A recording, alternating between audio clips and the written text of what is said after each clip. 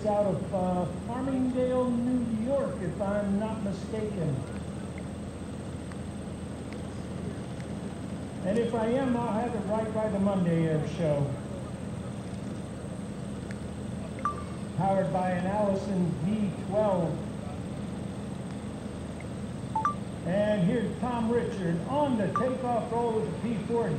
Let's listen to V12 power.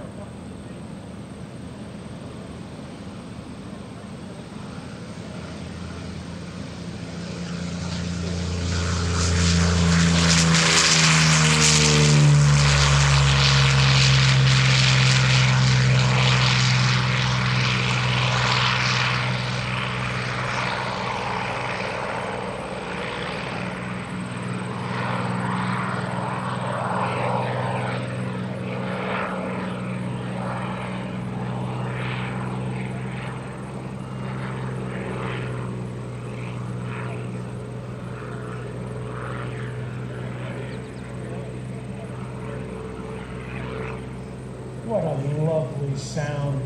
And can you imagine during World War II over in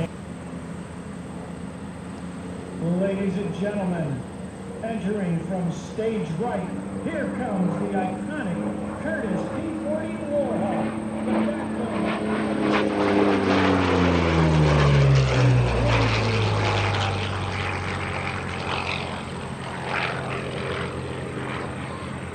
It saw action in all theaters throughout every day of World War II. First test flown on October 14th, 1938. 13,738 P-40s were built up through November of 1944. Our aerobatic demo stimulator in today's show is Thom Richard. When he's not performing in air shows, he owns and operates the world's only full-time T-6 Texan and P-40 Warhawk flight school, Warbird Adventures in South Carolina, where he and his crew will gladly teach you all aspects of warbird flying. Warbird Adventures also offers primary and aerobatic training in smaller tail draggers. You can, in fact, get your private pilot certificate in a tail wheel Citabria,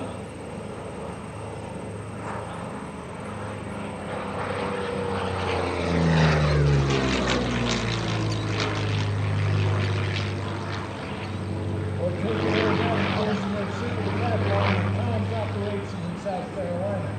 They will actually teach you aerobatics and go to a private pilot course right from the start at Warbird Adventures.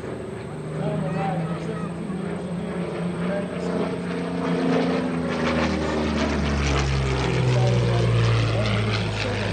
And he wanted to fly warbirds and race at the Reno Air Races.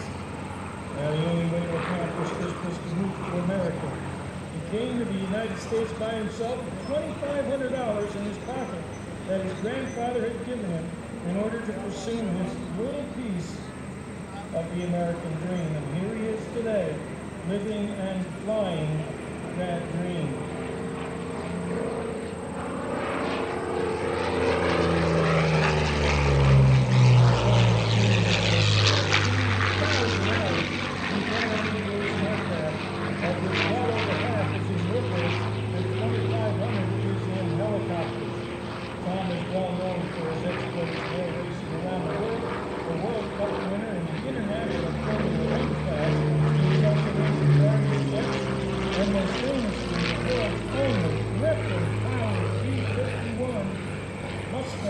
Precious metal. Among others, Thom has been sponsored by Breitling Watches and is currently sponsored by the leather jacket manufacturer Cockpit USA, based in New York, and Allison V12 engine rebuilder Ace Allison's. Ace Allison's is based in Latrobe, Pennsylvania, and builds the finest Allison V12s available in the market today. A remorseless patriot, Thom has gained his personal airplane. This one was borrowed. And he named his aircraft American Dream after his own life story.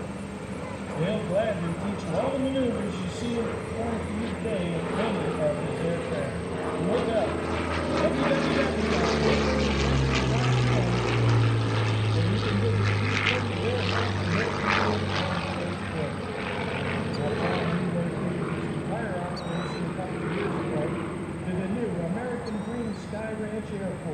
South Carolina. A beautiful private restaurant with Columbia Greenville and Augusta. Now everyone can enjoy these classic meal diners in their proper setting. Thom has opened the door to the bed and breakfast on the airport for students and other visitors to eat, sleep, and read.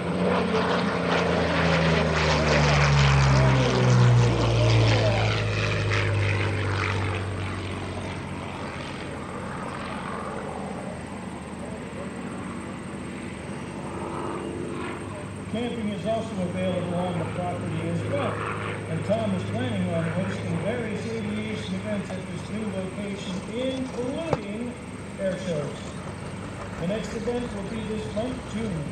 Well, no, it won't be June 14th, 15th, and 16th. Well, that's behind us. But he had an event on June 14th, 15th, and 16th with his aviation photography and aerobatic training camp weekend. You want to check AmericanDreamSkyRanch.com for accommodations and upcoming events. His first Sky Ranch Public Air Show is tentatively scheduled for this coming October. Now, if you would like to fly any of Thom's beautiful aircraft yourself, go talk to his trusted team after the show and schedule a fly at the American Dream Sky Ranch in South Carolina. And we'll check out www.aircraft.com. This aircraft is powered by the Airshow P-41. It was powered by the Westmoreland engine, Westmoreland built by Packard. This is a fantastic engine and was used with great success in World War II. Now, the P-40 was also used with great success during World War II. You may remember the story of parachute off the Flying Tigers. This is the airplane they flew. Now, it wasn't as maneuverable or as fast as the Japanese Zero, but the difference was made up more by guts, training, and tactics, just flat skill, than anything else. This was our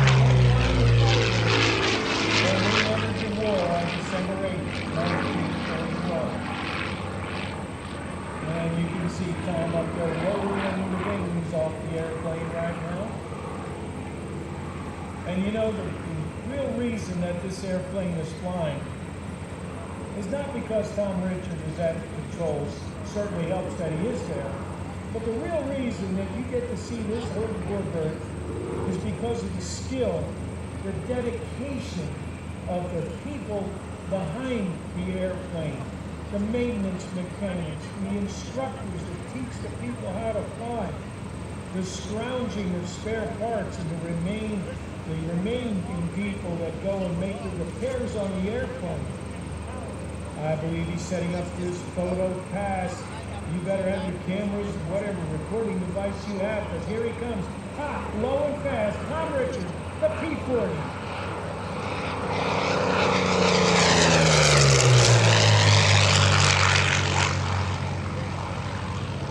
Almost 14,000 of these aircraft were built, and I would guarantee you that there are probably less than 40 flying today. They are expensive to maintain. Parts are a big problem right now, but believe it or not, with today's computer and CNC technology, it is easier to manufacture parts now than it was back during World War II. Coming in from the right arm, really got it down low this time. Thom Richard.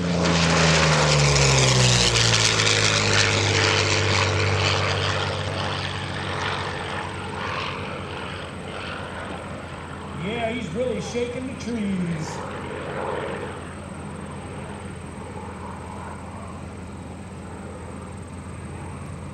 The Flying Tigers over there in China took on the Japanese, and, well, let's just say they were effective against the Japanese. The Japanese were really making a mess of things over there during World War II, and the Flying Tigers, who, by the way, were all volunteers, they stepped up and said, "Nah, I don't think so." Essentially, they were bounty hunters. They got paid for every Japanese airplane that they nailed. And here he comes, screaming across. Look at how low he is. Good grief.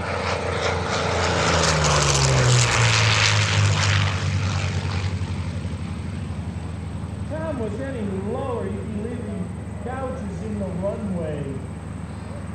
It would not be good for plane pilot or propeller, not to mention the runway.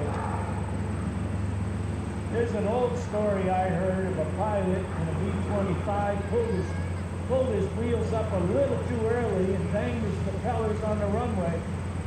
And the crew chief in the airplane says, "Hey, don't you think we ought to go back?" And the pilot said, "What for? Let them fix their own darn runway."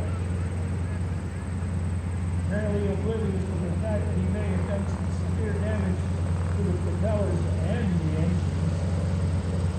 Number right, ladies and gentlemen, low, hot, fast, Thom Richard, the P-40.